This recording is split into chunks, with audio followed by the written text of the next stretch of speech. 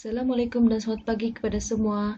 Hari ini kita akan cuba bincangkan dengan lebih terperinci dalam topik baru iaitu pengenalan set.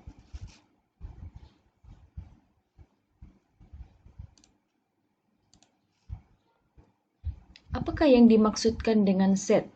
Set merupakan objek atau individu yang mempunyai ciri-ciri sepunya yang tertentu akan dikelaskan dalam kumpulan yang sama. Setiap kumpulan dinamakan sebagai set. Contohnya kalau kamu boleh nampak di sekolah ni kelas. Contoh dalam tingkatan 1 ada 4 kelas iaitu kelas Diamond, Jet, Crystal dan juga Ruby. Kelas Diamond dan Jet dikelaskan sebagai kelas yang mengambil mata pelajaran ASK ataupun Asas Sains Komputer. Manakala kelas Crystal dan Ruby dikelaskan kepada pelajar yang mengambil mata pelajaran reka bentuk dan teknologi ataupun RBT. So itu yang dipanggil sebagai set, di mana sesuatu objek atau individu tu yang mempunyai ciri-ciri yang serupa atau ciri-ciri sepunya yang telah ditentukan duduk dalam satu kumpulan yang sama. Contoh dia kalau kamu main satu permainan, contohlah masa tu kamu tengah berkemping. Kamu berkemping dan kamu diminta untuk duduk dalam kumpulan yang mempunyai ciri-ciri yang sepunya. Contoh dia, kamu kena duduk dalam kumpulan yang mempunyai duduk dalam kumpulan yang mempunyai bulan kelahiran yang sama, contoh dia. Ataupun warna kesukaan yang sama. Itu yang dinamakan sebagai set. Contoh ni cikgu ambil dari latih diri 11.1a dalam buku teks matematik tingkatan 1. Soalannya, kelaskan objek dalam senarai di bawah kepada pengangkutan darat, laut dan udara. Cikgu dah senaraikan jenis-jenis pengangkutan, tapi kamu kena kelaskan mengikut pengangkutan darat, laut ataupun udara. Cikgu bagi masa 2 minit.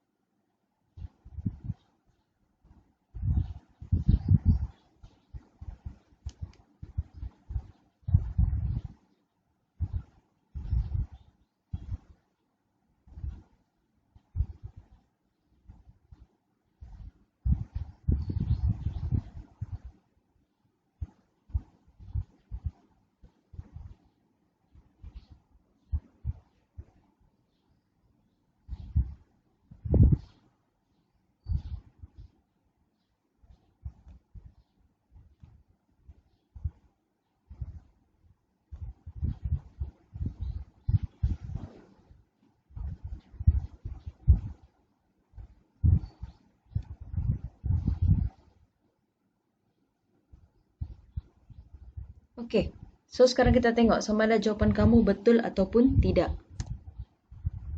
So ini adalah jenis-jenis pengangkutan yang dikelaskan mengikut ciri-ciri yang telah ditetapkan. Pengangkutan darat ada kereta, lori, van dan bas. Pengangkutan laut ada kapal, sampan, bot dan feri. Pengangkutan udara ada helikopter, roket, kapal terbang dan belon udara panas. Jadi kamu sudah berjaya mengelaskan objek-objek berikut mengikut ciri-ciri sepunya yang telah ditentukan. Sekarang kita masuk dalam menghuraikan sesuatu set. Kamu boleh menghuraikan sesuatu set dalam 3 cara. Iaitu pertama perihalan, yang kedua penyenaraian, yang ketiga tata tanda pembina set. Contoh kalau kamu nampak ni, ini bendera negeri apa? Betul. So ini adalah bendera negeri Sarawak. Dan cikgu namakan ini sebagai set A. So macam mana kamu ingin membuat perihalan tentang set A? Ini contoh dia. A ialah set yang terdiri daripada warna dalam bendera Sarawak. Maksudnya set A ni, ciri-ciri sepunya yang kamu mahu dalam set A ni adalah warna dalam bendera Sarawak. So kalau kamu tengok apa warna yang ada dalam bendera Sarawak? Dia ada merah, dia ada hitam, dia ada kuning. So macam mana untuk penyenaraian? Penyenaraian dia macam ni. Disebabkan ini adalah set A, Okey, disebabkan ini adalah set A, so kita akan letak sini sebagai A. Contoh kalau set B, letak sini B. So A sama dengan kurungan. Okey, kalau kamu tengok kurungan ini bukan kurungan biasa. Okey, kurungan dia ada macam tarik keluar sikit. Tu untuk kurungan set. Okey, so dia kata penyenaraian. So penyenaraian ni maksudnya kamu senaraikanlah ciri-ciri yang diinginkan. Okey, tadi dia kata warna dalam bendera Sarawak. So kamu senaraikan ada merah, hitam dan juga kuning. Okey, setiap unsur dipisahkan dengan tanda koma. Okey, dipisahkan dengan tanda koma ni, bukan nokta, koma. Kemudian set diwakili menggunakan tata tanda set, iaitu kurungan ni. Ini dia punya tata tanda set. Dan setiap objek dalam set disebut sebagai unsur. Okey, maksudnya merah, hitam dan kuning ni adalah unsur untuk set A. Okey, itu dari segi penyenaraian. Yang terakhir, macam mana kamu ingin buat tata tanda pembina set? Okey, so ini adalah diwakili menggunakan tata tanda pembina set. Contoh A sama dengan kurungan X titik bertindih. X ialah warna dalam bendera Sarawak. Dia mesti X, tidak boleh Y, tidak boleh Z, tidak boleh huruf lain, dia mesti X. X titik bertindih, X ialah warna dalam bendera Sarawak. Okey, kita tengok lagi satu contoh. Okey, ini adalah set P. So, set P ni tentang apa? So, kita tengok perihalan. P ialah set yang terdiri daripada huruf dalam perkataan tingkatan. Okey, itu dia punya perihalan. Maksud dia, set P ni dia punya ciri-ciri adalah huruf dalam perkataan tingkatan. So, kita mula untuk penyenaraian. So, penyenaraian, P sama dengan kurungan T, I, N, G, K, E, tutup kurungan. Okey, kenapa kita tidak ejak penuh tingkatan tu? Sebab unsur yang sama tidak perlu diulang. Okey, kalau kamu tengok tingkatan, lepas A, T. T sudah ada. A sudah ada. N pun sudah ada. So, tidak perlu tulis semula. Artinya unsur yang ada dalam set P hanya T, I, N, G, K, E. Okey. So, ingat unsur yang sama tidak perlu diulang. Okey, bagaimana pula tata tanda pembina set? P sama dengan kurungan X titik bertindih. X ialah huruf dalam perkataan tingkatan. Okey, so ada 3 cara menghuraikan sesuatu set. So, kalau soalan minta kamu huraikan suatu set secara perihalan, secara penyenaraian, secara tata tanda pembina set, so kamu kena ikut soalan. Okey, boleh faham? Okey, seterusnya, apakah yang dimaksudkan dengan set kosong? So, set kosong ialah set yang tidak mengandungi sebarang unsur di dalamnya. Okey, set kosong juga dikenali sebagai set nol. Maksud set kosong ni, soalan tu memberikan sesuatu ciri sepunya terhadap set tersebut tetapi tidak ada apa-apa objek yang memenuhi ciri-ciri tersebut. Okey, itu maksud dia. So, set kosong diwakili oleh simbol ni. Bulat, lepas tu kamu tanda garis melintang. Bukan melintang ni, sengit. Okey, bulat dan garisan sengit atau kurungan set tadi tapi dalam dia kosong, tidak apa-apa isi. Dia cuma kurungan, buka dan tutup. Okey, contoh dekat sini. M sama dengan bulan yang mempunyai 32 hari. So, apa bulan? Dalam setahun kita ni, dari Januari sampai Disember, bulan apa yang mempunyai 32 hari? Okey. So, bulan Januari bukan, Januari 31, Februari lagilah bukan, 28 atau 29, Mac 31, April 30 dan seterusnya. So, artinya tidak ada bulan yang mempunyai 32 hari. Jadi, kamu boleh tulis M sama dengan set kosong. Sama ada kamu guna simbol ini ataupun yang bulat ni. Okey, dua-dua diterima. Kalau kamu guna yang ini, dalam dia jangan isi apa-apa. Itu baru dinamakan sebagai set kosong. Okey. Apa pula yang dimaksudkan sebagai unsur dalam suatu set? So, unsur dalam suatu set ditakrifkan mengikut ciri-ciri yang tertentu. Okey. Macam tadilah, setiap set ada dia punya ciri-ciri kan. So, kita tengok apa unsur yang ada dalam set tersebut. Okey, ni cikgu kata tadi, setiap unsur mesti memenuhi ciri-ciri yang telah ditetapkan. So, simbol, ini adalah simbol unsur. Okey, simbol ini digunakan untuk mewakili unsur bagi set tersebut. Simbol yang seterusnya ni, dia sama macam simbol unsur tapi dia ada garis condong. Itu untuk bukan unsur bagi set tersebut. Okey, kita tengok latih diri 11.1C. Cikgu ambil soalan 1. Diberi A sama dengan negeri-negeri di Malaysia. Lengkapkan setiap yang berikut dengan menggunakan simbol unsur atau bukan unsur. So, ada Johor, Langkawi, Sandakan dan Pahang. Cikgu bagi kamu masa 1 minit, kamu tentukan mana satu unsur dan bukan unsur bagi set A.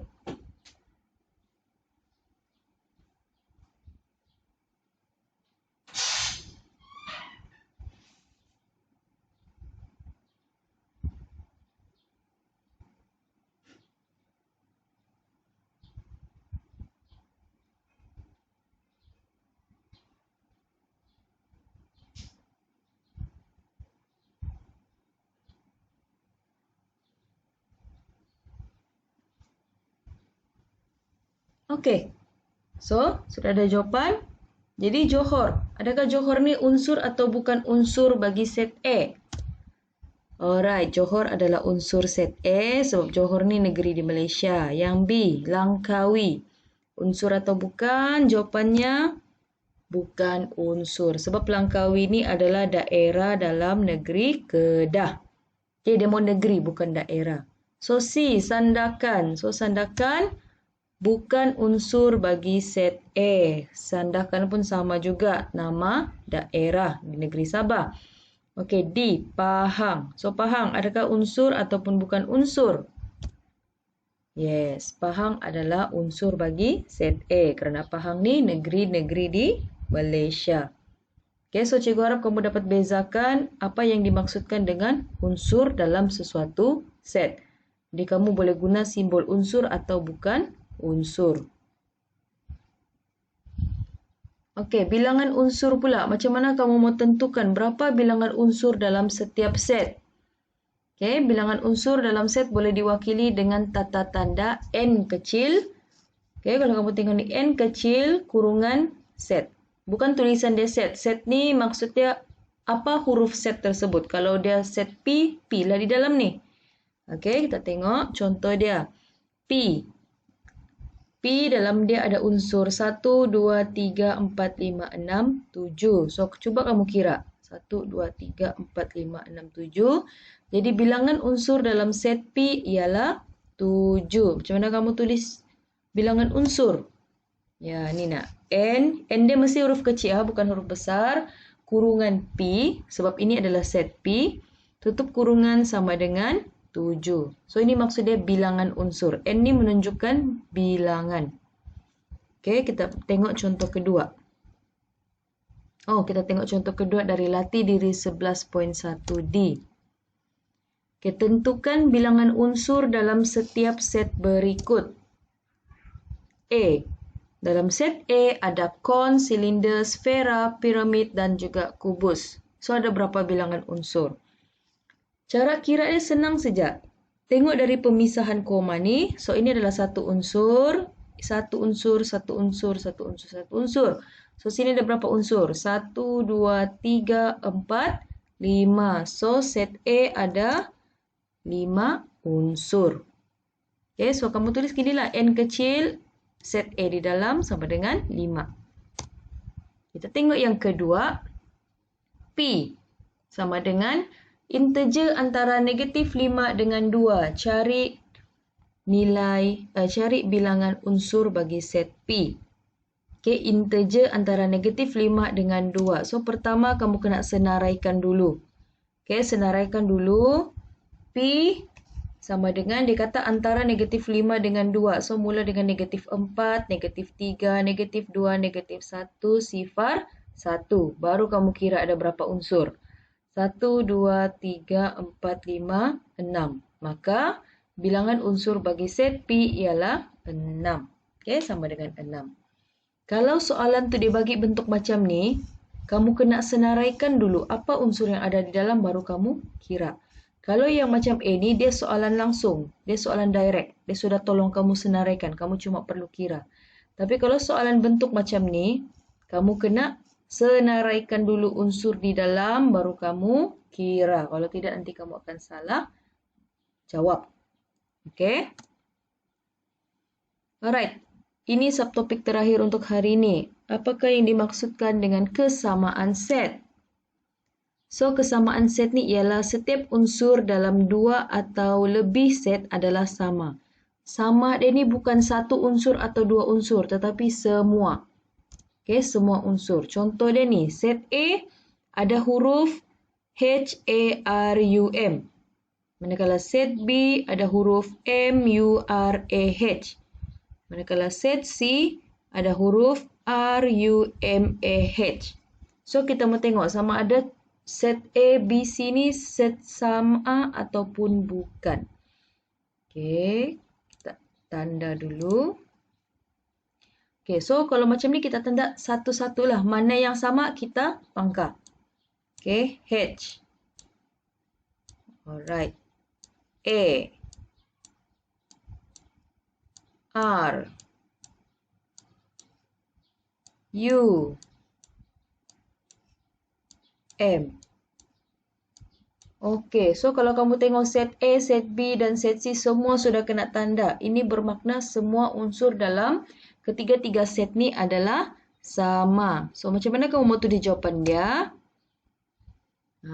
Okey, setiap unsur dalam set A, B dan C adalah sama. Maka set A, set B dan set C ialah set sama atau ditulis sebagai A sama dengan B sama dengan C. So, kalau dia set sama, kita akan tulis sama dengan. Tapi kalau tidak sama, kita akan guna simbol tidak sama dengan. Okey, dia sama juga. Tambah garis condong sini. Okey, kita tengok latih diri 11.1i.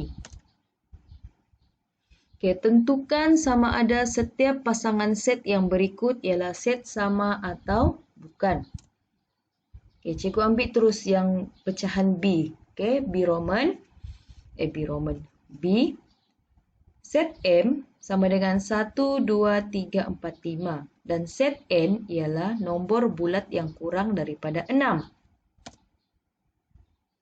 So, N ni kamu senaraikanlah dulu. Sebab dia bagi dalam bentuk ayat begini, kamu senaraikan nombor bulat kurang daripada 6. 1, 2, 3, 4, 5. Okey, kemudian kamu tengok, bandingkan dengan set M. Sama ataupun tidak.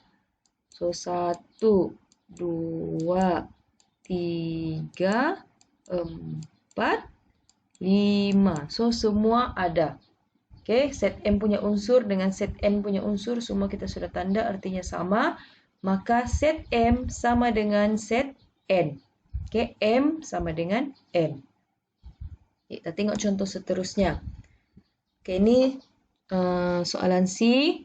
Set P sama dengan X ialah gandaan 2 dan X ni lebih besar atau sama dengan 25 dan kurang atau sama dengan 45. Manakala set Q, X ialah nombor yang mengandungi digit 2. Maksudnya dalam nombor tersebut mesti ada digit 2. Dan X ni juga lebih besar atau sama dengan 25 dan juga kurang daripada atau sama dengan 45. Okay, so bila soalan bentuk macam ni, yang pertama kamu kena penyenaraian. Okay, guna kaedah penyenaraian. So, set P dalam dia ada 25, 27, 29, 31, 33, 35, 37, 39, 41, 43, 45. Okay, di kata sini dia punya ciri-ciri tadi gandaan 2. Bermula dari 25. Manakala set Q ialah digit 2. Nombor yang mengandungi digit 2 daripada 25 hingga 45. So, 25, 26, 27, 28, 29, 32, 42. Okay, so sekarang kita tengok. Adakah set P sama dengan set Q ataupun tidak? Okay, so, 25 dengan 25, 27 dengan 27, 29 dengan 29, 31 set Q tiada, 33 set Q tiada. Okey, dan seterusnya sudah tiada. So, adakah set P sama dengan set Q? Jadi sama atau tidak? Kalau dia satu unsur saja tidak sama pun, dia merupakan bukan set sama. So, jawapan dia P tidak sama dengan Q. Okey, P tidak sama dengan Q. Okey, kelas. So, hari ini itu sahaja yang cikgu ingin kongsikan, yang ingin cikgu ulang kaji bersama kamu. Lepas ni, cikgu akan bagi latihan-latihan untuk kamu siapkan. Okey, jangan lupa salin nota berdasarkan video ini.